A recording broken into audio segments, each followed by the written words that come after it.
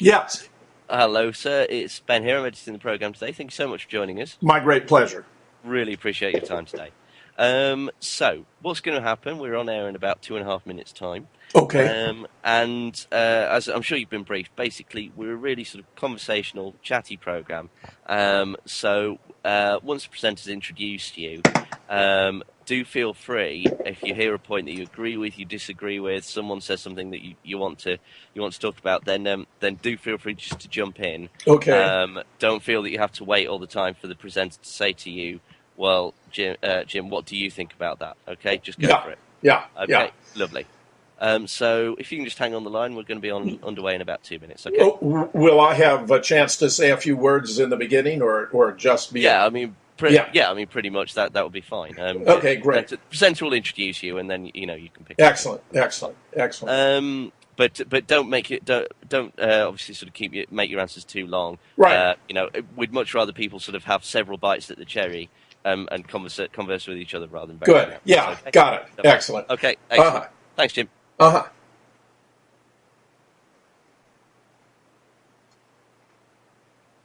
We've heard the news from the BBC. Now it's your turn. You can post on facebook.com/worldhaveyoursay or get in touch via Twitter at BBC_WHYS. Welcome to World Have Your Say. Hello, I'm Philippa Thomas, and today you're talking about an article in the online Al-Qaeda magazine Inspire, which condemns the 9/11 conspiracy theories of Iranian President Mahmoud Ahmadinejad. The Twitter hashtag Ahmadinejad is trending from Australia to India, South Africa, the United Arab Emirates, also, of course, in Iran. You can tweet us now at BBC_WHYS. Some of you are telling us you don't believe the article is real. Others are saying this should put a stop to the 9/11 conspiracy theorists, also known as truthers. You can post on facebook.com/worldhaveyoursay or get in touch via Twitter at BBC_WHYS. Welcome to World Have Your Say. I'm Philippa Thomas, and we're talking about Al-Qaeda's reaction to the Iranian President Mahmoud Ahmadinejad. He sparked a walkout by diplomats at the UN General Assembly last week when he talked about a safe space having been provided for the invading aircraft to attack the World Trade Center towers. Now, an article in an online magazine which is linked to Al-Qaeda says Iran and the Shia in general don't want to give Al-Qaeda credit for, their words, the greatest and biggest operation ever committed against America. Well, as you can imagine, the story is getting lots of hits on the Huffington Post, on Wired.com, Australia's Herald Sun, the Economic Times of India, and elsewhere. You can tell us what you think at BBC_WHYS. That's on Twitter. You can email worldhaveyoursay@bbc.com or phone us, and the number is +44 20 70 83 72 72. So do send in your comments. We are going to begin by going to Boston to speak to Professor Vali Reza Nazir, Iranian-born, and you were an advisor to the Obama administration on Afghanistan and Pakistan. I'd like to know what you think is behind all of this. Well, Ahmadinejad has raised these doubts about the 9/11 events for a long time. And he essentially puts his finger on a tension that's ongoing in the Muslim world between those who claim that the Muslims were a victim in 9/11 and there was a big conspiracy that was carried out by Western agencies and governments and then blamed on Muslims, and those who would like to take credit for a bold and daring action that Al-Qaeda carried out, and Al-Qaeda is definitely in that camp. So Ahmadinejad basically brought this debate to the fore with his comments this time at the United Nations. Do you think Al-Qaeda putting out its opinion via this magazine is a sign of a lack of confidence or some sort of vulnerability with the organization?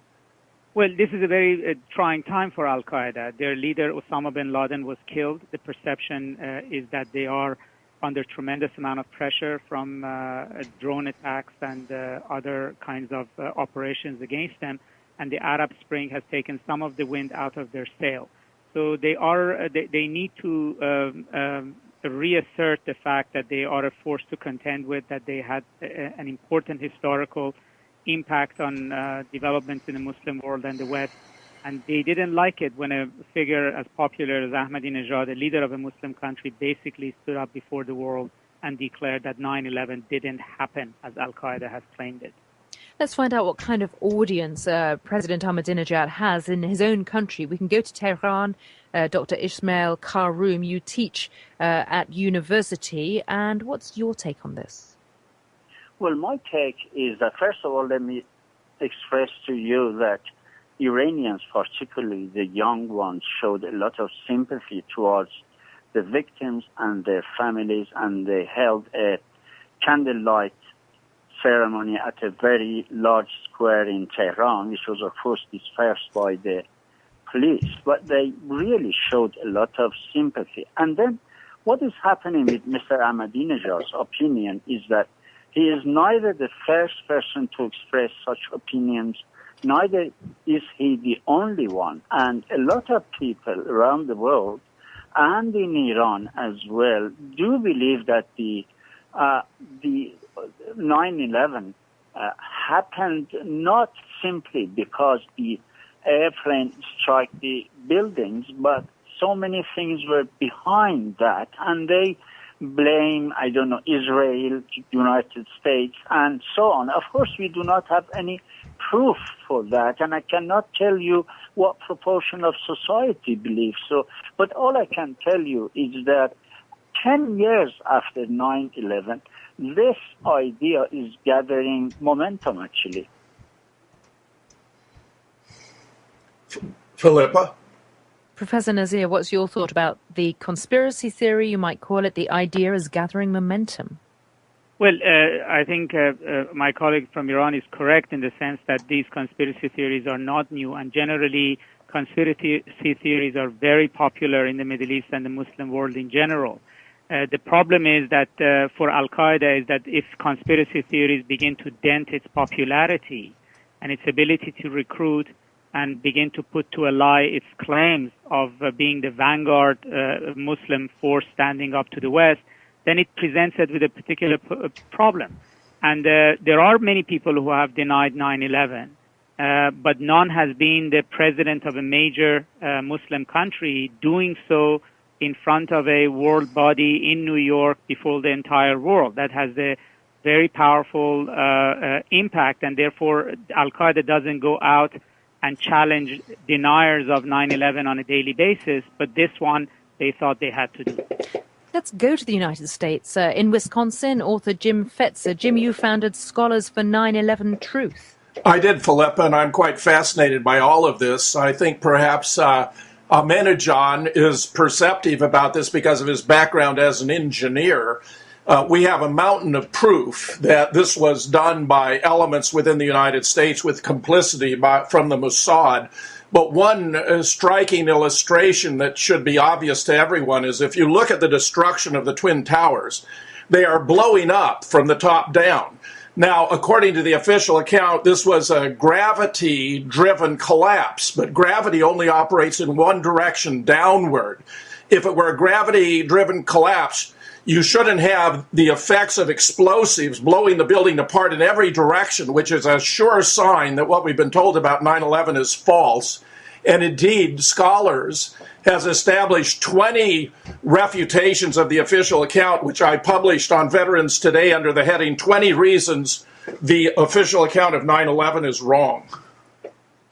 New York, Jesse, are you there? You blog on foreign policy, another American take.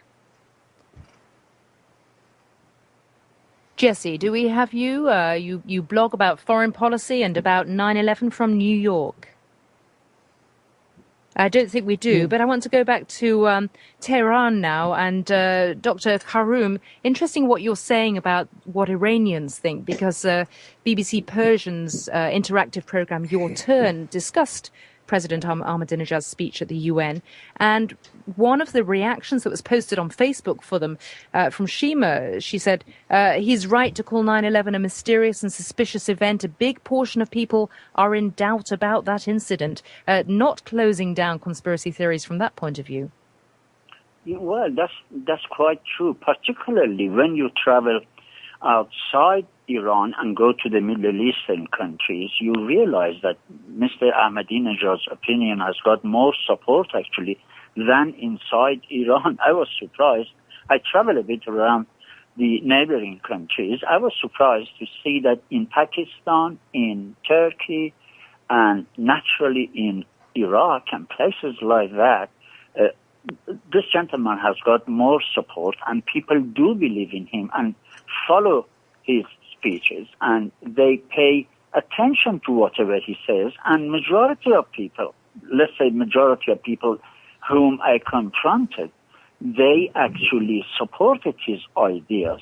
That is why I am saying that the more time goes by, this is gathering momentum, and more people believe that there was a conspiracy behind that. Particularly, we do see films made by Germans and Americans about what my American colleague mentioned about the way the buildings collapsed and the materials which were found underneath these buildings. They showed that some sort of explosive were used of different kinds. So these ideas are not unique, and they are not, for the first time, explained by Mr. Ahmadinejad.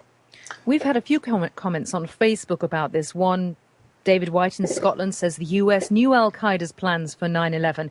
That they actually co-planned it is debatable, but not impossible. Professor Nazir in Boston, you've helped to advise the White House. They must be in despair over some of these very firmly held beliefs. Well, there are also very firmly held beliefs about who killed John F. Kennedy. I mean, at some point in time, this is not a concern for policymakers. But at issue is right now is why this matters to Al Qaeda and to the Iranian president to be raising this issue.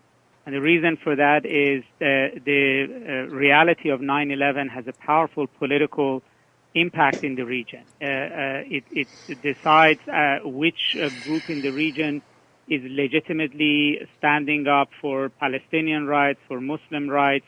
Mr. Ahmadinejad would like to be seen in that role, and so does Al-Qaeda.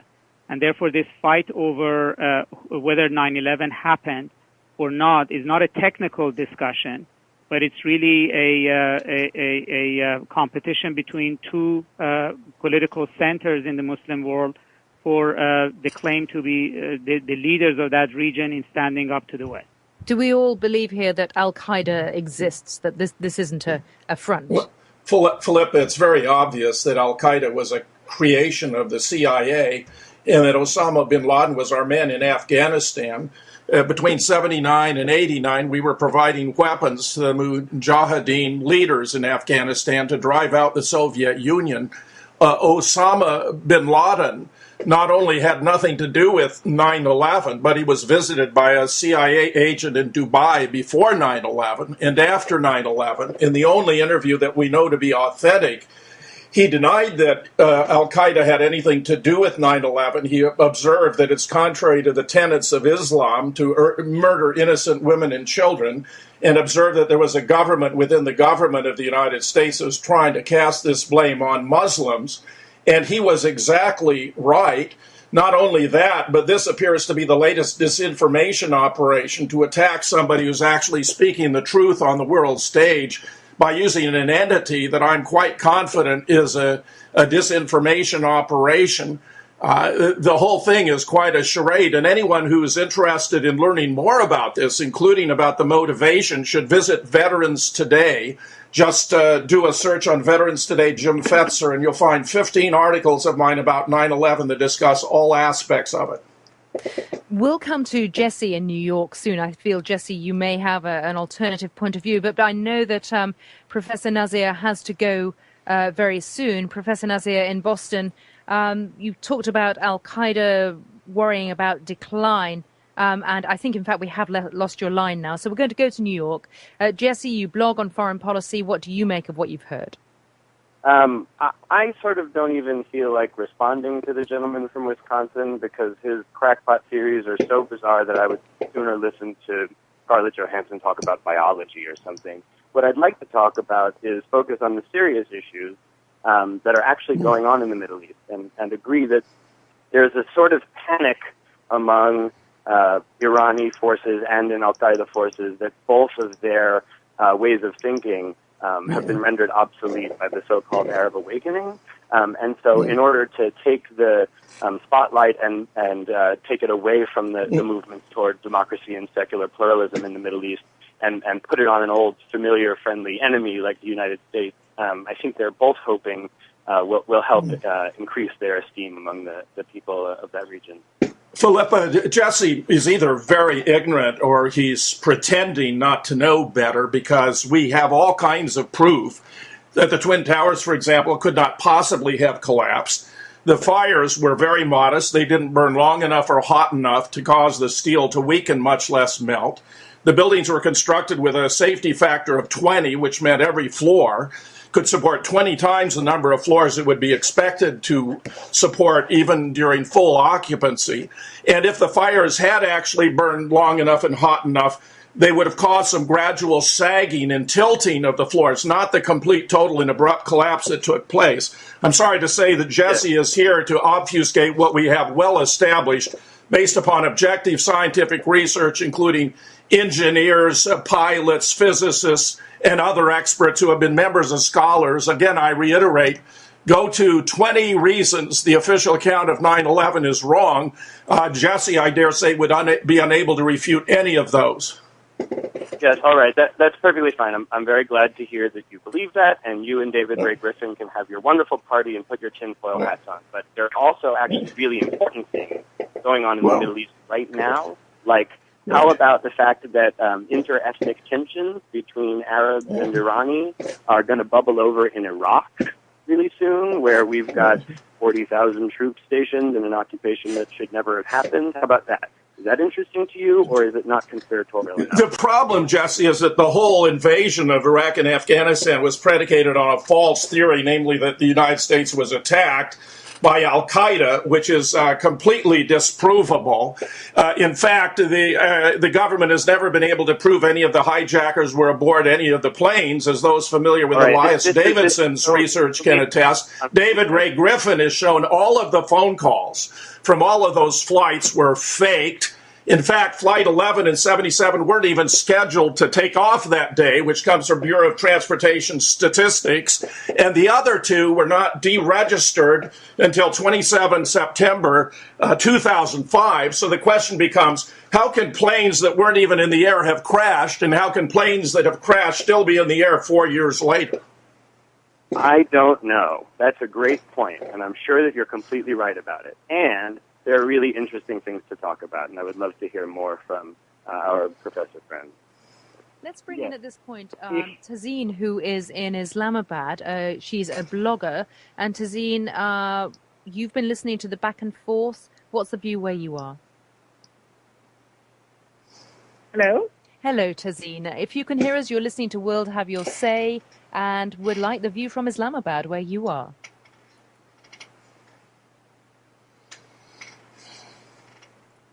Philippa, if I might add another very... Actually, let me just try to bring Tazeen in. Sure, of course. Can hear us. We're talking, obviously, about what Al-Qaeda has told, or appears to have told, President Ahmadinejad about stopping the conspiracy theories about 9/11. Tazeen, I think you're in Islamabad. I know you're a blogger, and you're aware of what different sections of society think within Pakistan about whether Al-Qaeda was responsible for 9/11 or whether there's a different answer. I wonder if you can give us your views on that. I think the opinion in Pakistan, especially in Islamabad, is quite divided. And a lot of people actually looked at the development they looked at it as a funny thing, because I think 3 years ago, The Onion, the satire site, they did something similar, that, when somebody tried to dispute the fact that it was Al-Qaeda who did the 9/11, then Al-Qaeda stepped up and said, hey, don't take the credit away from us. So, and exactly like that. So either we live in an extremely weird world where what happens in Onion comes to life 3 years later. But I think what I think that it can also be a tussle between the Shia school of thought and the Salafi school of thought. and maybe one is trying to sort of discredit the other group.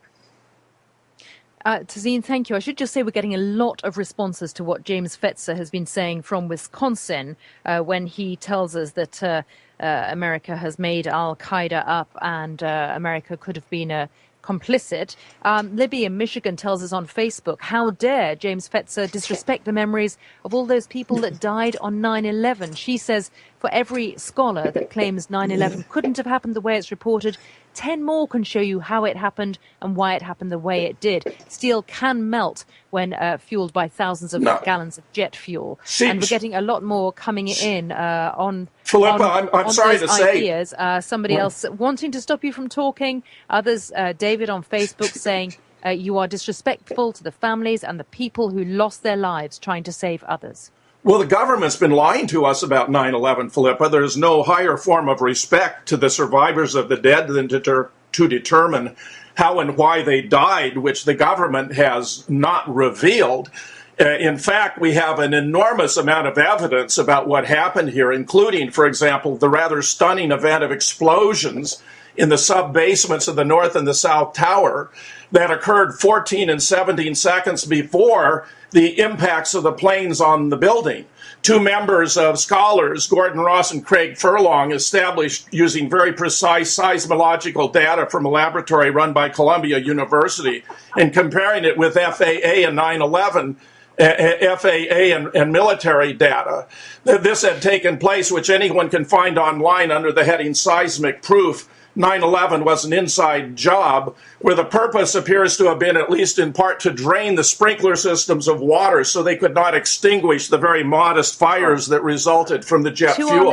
To our listeners, if you want to respond to this, if you have a view on what you're hearing right now, you can phone us on World Have Your Say. It's +44 20 70 83 72 72. You can email us, worldhaveyoursay@bbc.com. Tazeen, I think I heard you reacting from Islamabad. No, I think you were hearing me reacting from New York. Jesse. Yeah. This guy thinks that his own assertions of wild facts count as evidence, which is a disgrace to the entire concept of evidence. If he were serious about leveling some sort of meaningful political criticism at the United States for its invention of Al-Qaeda, he could mention that the United States, in conjunction with the Pakistani elites and the Israelis and the Saudis, fostered Islamic militancy all throughout the second half of the last century as an answer to secular democratic pan-Arabism and attempts to use the Middle East as a proxy place for the Cold War. That might be an interesting critique to level, and then talk about the blowback that we're receiving, and then talk about how we're creating new blowback with our engagements in Somalia and in Yemen and in Libya and in Iraq and in Afghanistan and in Pakistan. That might be an interesting criticism to level. But simply making claims and then referring to the authority of studies that no one takes seriously is not enough to convince anyone that the mountains of proof that you have exist at all. You can raise questions about the official account and point out inconsistencies in what people say, but you cannot pretend that that's proof without undermining the entire concept of proof and negating all of analytical thinking. Philippa, a few comments on this that are just coming through. We're getting a lot of feedback on facebook.com/World Have Your Say. Simon in South Africa says, I used to believe the conspiracy theory, but I then realized it was too elaborate and far-fetched. The official version is actually easier to believe. And from Nigeria, Mustafa says on Facebook, blame and counterblame can't bring back the dead. I find it absolutely ridiculous to blame the US or anybody other than Al-Qaeda as responsible for the 9/11 attacks.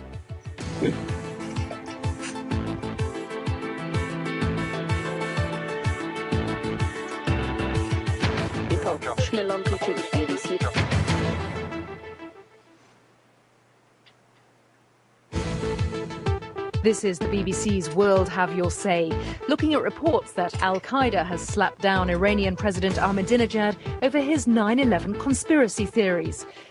Hi, James. Yes. Hello, sir. Thank you very, very much for doing the show for us today. Oh, that was it? That's it. We're sort of looking more into the Arab world now rather than the actual conspiracy, if you understand. Oh, okay, that's fine. Thanks for having me on. Thank you very much, sir. Cheers. Bye-bye. Okay. Truthers. You can post on facebook.com/worldhaveyoursay or get in touch via Twitter at BBC_WHYS.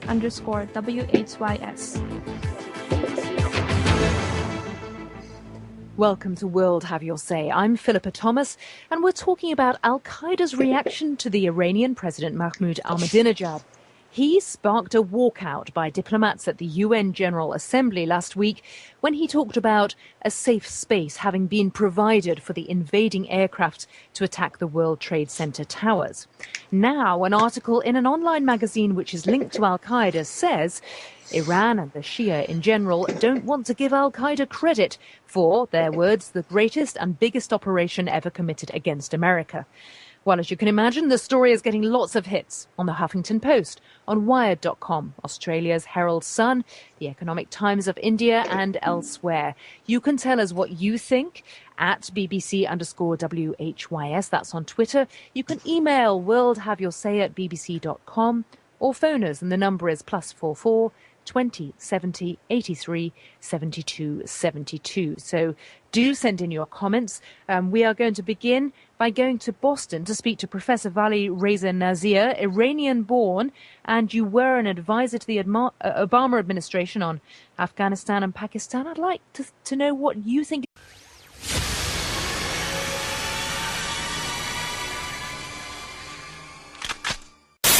Yes. Hello, sir. It's Ben here. I'm editing the programme today. Thank you so much for joining us. My great pleasure. Really appreciate your time today. So, what's going to happen? We're on air in about 2.5 minutes' time. Okay. As I'm sure you've been briefed, basically, we're a really sort of conversational, chatty programme. So, once the presenter's introduced you, do feel free, if you hear a point that you agree with, you disagree with, someone says something that you want to talk about, then do feel free just to jump in. Okay. Don't feel that you have to wait all the time for the presenter to say to you, well, Jim, what do facebook.com/worldhaveyoursay Or get in touch via Twitter at BBC_WHYS. Welcome to World Have Your Say. Hello, I'm Philippa Thomas, and today you're talking about an article in the online Al-Qaeda magazine Inspire, which condemns the 9/11 conspiracy theories of Iranian President Mahmoud Ahmadinejad. The Twitter hashtag Ahmadinejad is trending from Australia to India, South Africa, the United Arab Emirates, also, of course, in Iran. You can tweet us now at BBC_WHYS. Some of you are telling us you don't believe the article is real. Others are saying this should put a stop to the 9/11 conspiracy theorists, also known as... you think about that? Okay, just go for it. Yeah. Okay, Yeah. lovely. So if you can just hang on the line, we're going to be underway in about 2 minutes. Okay. Will I have a chance to say a few words in the beginning, or just be? Yeah, I mean, pretty much that would be fine. Okay, great. The presenter will introduce you, and then you can pick. Excellent. But don't make it. Don't obviously sort of make your answers too long. Right. We'd much rather people sort of have several bites at the cherry, and converse with each other rather than. Good. Yeah. Okay? Got it. Excellent. Okay. Excellent. Thanks, Jim.